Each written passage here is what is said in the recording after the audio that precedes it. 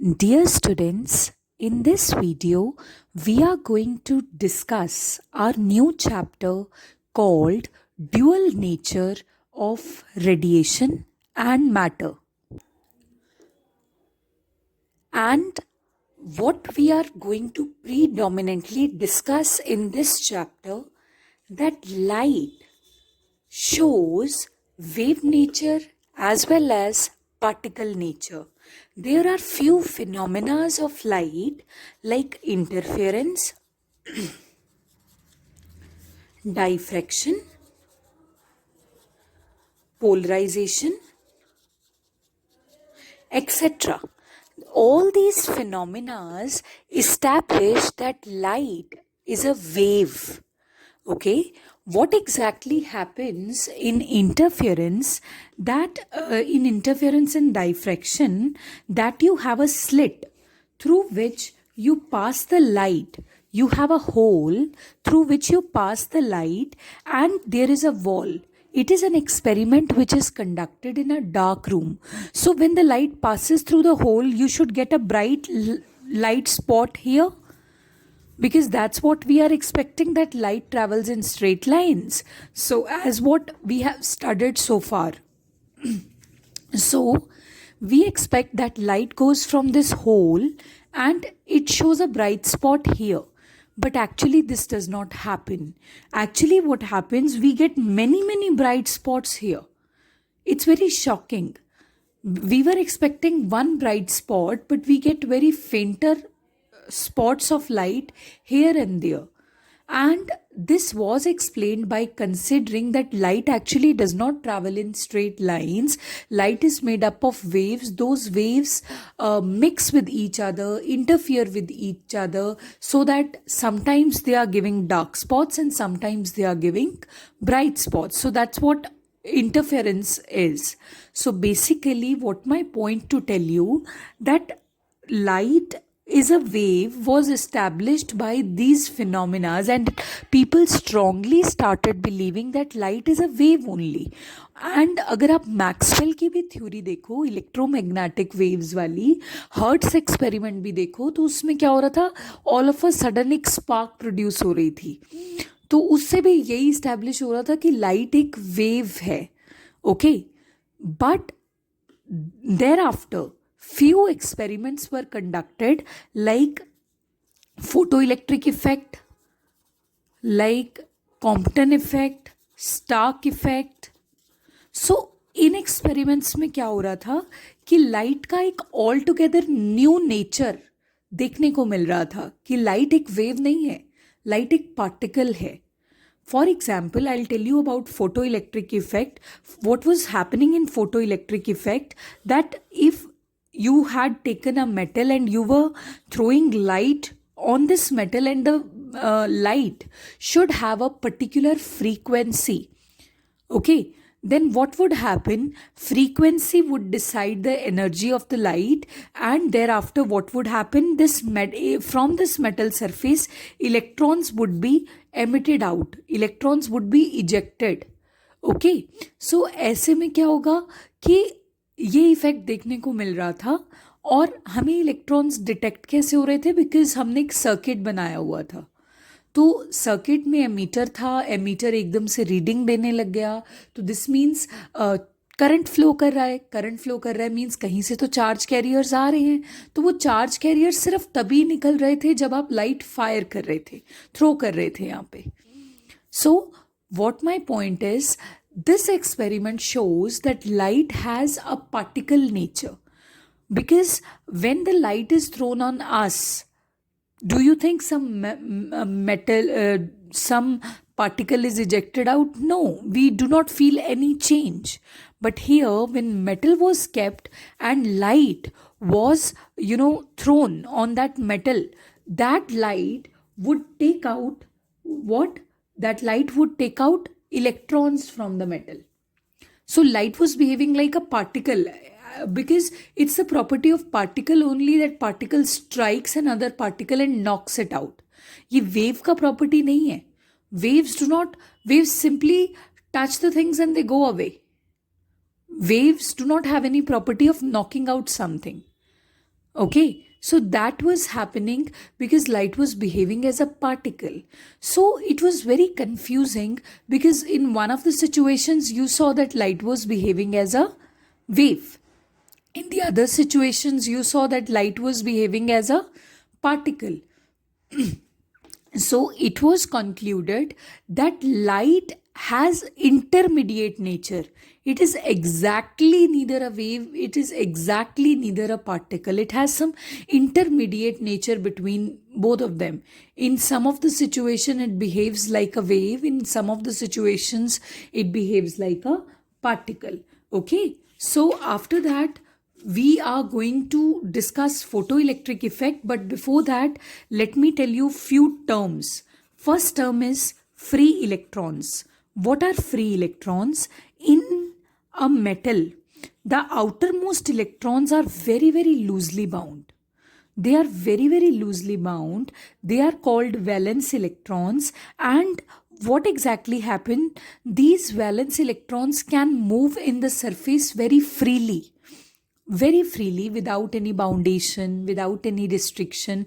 So that's why they are known as free electrons. Just imagine a metallic surface.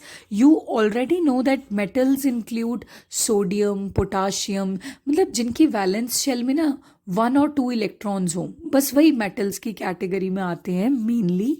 सो ये nucleus हो गया इनका, and this is the free electron. Okay, so ये जो free electron revolve करते करते दूसरे के न्यूक्लियस से इक्वली अट्रैक्ट हो जाता है, तो ये दूसरे के न्यूक्लियस में एंटर कर जाता है, दूसरे के एटम में, एंड वहां से ये कि कोई और एटम में भी जा सकता है. ऐसे करते करते ये सारे इलेक्ट्रॉन्स जो हैं ये मूव कर रहे होते हैं. They are equally attracted by the adjacent atoms nuclei. So basically what my point is that these electrons are free to move inside the metal surface, and that's why they are called free electrons, the valence electrons. They are very loosely bound. Okay, but one thing you should remember, that these electrons are only free to move inside the metal surface. They cannot leave the metal surface because of the strong electrostatic forces that are existing between the nuclei of the metals and of course the outermost electrons, right?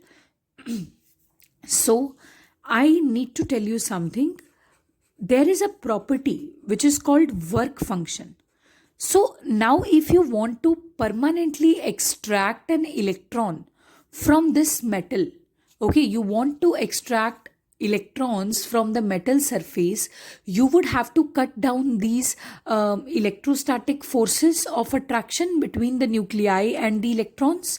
So you would have to apply an energy so that the electron finally comes out. So that energy that we have to supply to get the electron out of the metal surface, that energy is known as work function, so that the electron can just escape the metal surface. This work function is denoted by phi naught, and what are the units in which it is measured? Electron volts. It's also the unit of energy, electron volts. Okay, I repeat what I have taught you. Free electrons are the valence electrons in the metal. They are very freely moving in the metal, but they cannot leave the metal surface because of the attractive nature of the nuclei that are present here. Okay, so when you want to take the electron out, you have to overcome that potential barrier.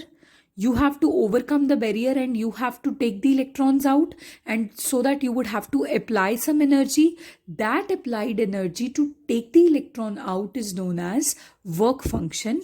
It is denoted by phi naught and it is measured in electron volts. Next is the phenomena of electron emission. The phenomena of electron emission.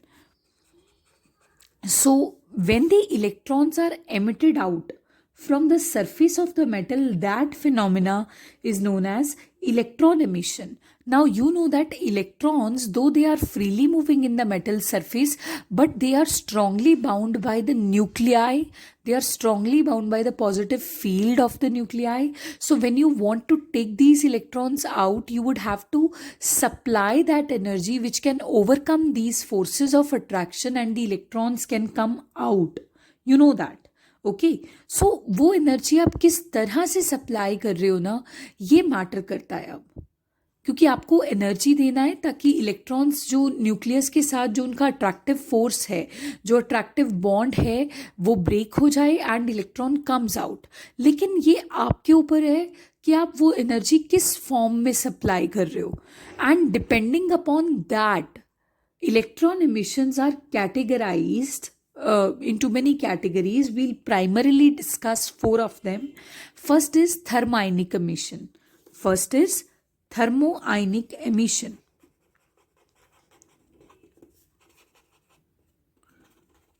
Next is photoelectric emission.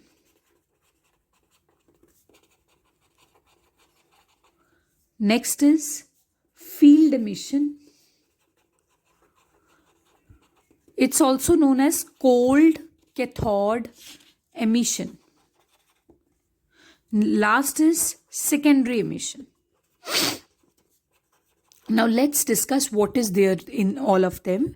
Thermoionic emission, आपके पास metal है और आप उसे बहुत ज़बरदस्त heat कर रहे हो. अब हीट क्या है? एक एनर्जी है, आप एक एनर्जी सप्लाई कर रहे हो, and because of that energy the whole metal starts vibrating. And when the whole metal starts vibrating, the chances that the electron can get enough energy to escape the metal surface, they are very, very high. Okay, so in thermoionic emission, a metal is heated suitably, and when it is heated suitably, the free electrons of the metal get enough energy to escape the metal surface to overcome the forces of attraction of the nuclei, and finally those electrons simply come out. Okay, and this is known as thermoionic emission, and the electrons that are ejected by this way, they are known as thermal electrons. Next is photoelectric emission. What is photoelectric emission? Now you know that light is also an energy. It's a form of energy. Suppose you have a metal surface here. You have a source of light here. So when the source of light emits out some light and that emitted light falls on the metal surface, the light is energy. Remember, light एक energy है, लेकिन light की ना एक suitable frequency होनी चाहिए कि कितनी वेव्स इजेक्ट हो रही हैं पर second, because they will decide whether the electron will come out of the metal और not. Okay, so you have a source of light here, you have a metal here, and as soon as you switch on the source of light, light would fall on the metal surface. Okay, and what will happen? That light, which is actually an energy, that will go inside the atom. Electron will catch that energy, the free electron, जो कि पहले से ही काफ़ी loosely bound है, but उसको थोड़ा energy चाहिए electrons की जो अट्रैक्शन है उसे ओवरकम करने के लिए. सो when that electron will gain energy from light, it will break the bonds with the nucleus. It will break that force of attraction with the nucleus, and eventually it will come out. Okay, so when the emission is made this way, light के through, तो उसको हम बोलते हैं photo electric emission. याद रहे कि इसमें लाइट पर्टिकुलर फ्रीक्वेंसी का चाहिए होता है आपको, and the electrons that are ejected by this way, they are known as photoelectrons. Okay, so and next is field emission. What is field emission? So when you have a metal and you apply an electric field, okay, on the when you apply an electric field on the surface of a metal, what will happen? Electric field is a very, very strong stuff. Let me tell you, don't you think that the electrons will be automatically pulled towards the positive terminal of the battery? So हुआ क्या, आपने electrons एक बार तो eject out करवा लिए ना metal से. सो इस तरह का जो एमिशन हुआ है इलेक्ट्रॉन्स का, इसको फील्ड एमिशन बोलते हैं या फिर कोल्ड कैथोड एमिशन बोलते हैं।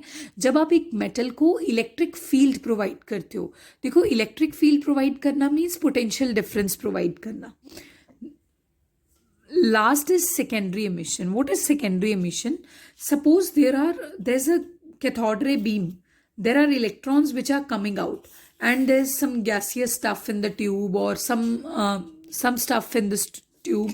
So when those electrons they are made to meet the metal, gaseous stuff भी अब मैं rule out कर रही हूँ. Suppose they are made to meet the metal. So these electrons which are already moving, which are primary electrons, they will strike the other electrons so hard. They will collide with the other atoms of this metal so hard that their collision will provide the electrons present here enough energy to just come out. And that's why they are known as secondary electrons, क्योंकि पहले से ही एक beam चली आ रही थी, उसकी energy ने क्या किया, इनेबल किया इस पूरे मेटल को कि और भी इलेक्ट्रॉन्स इजेक्ट हो सके, because the collision was so strong. Okay, so this is known as secondary emission. So I hope you all are clear with these terms, because in the next video we are going to carry out the discussion on photoelectric effect, which is based on photoelectric emission. Thank you.